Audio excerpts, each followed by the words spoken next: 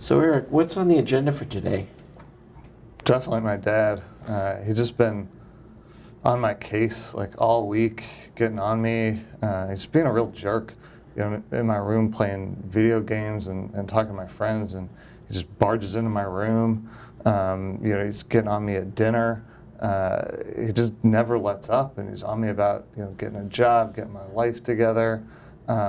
All the time. It's like as soon as I wake up in the morning, there's an email from him or something just telling me to do stuff I don't want to do.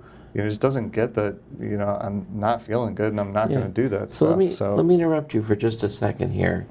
Make sure I understand you. You're really upset about your father getting on you this past week, right? Yeah. And it's something that we could talk about today. Is there something that you think we could do to help the situation out? Yeah, we got to figure out some way to get him to back off. Okay. He's just on me.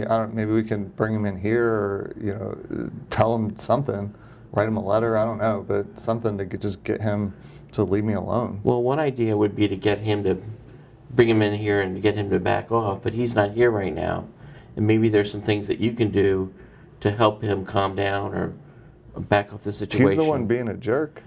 Well, that may be, but maybe there's some things you could do to be a little more assertive with him, to let him know how you're feeling, or perhaps to calm the situation down.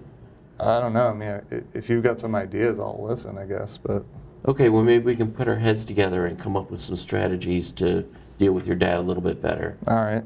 Does that sound all right? Sure. Is that something we can put down on the agenda then? Yeah. No, I definitely want to talk about that. So how do I describe that then? Dealing with my dad. Okay, dealing with dad.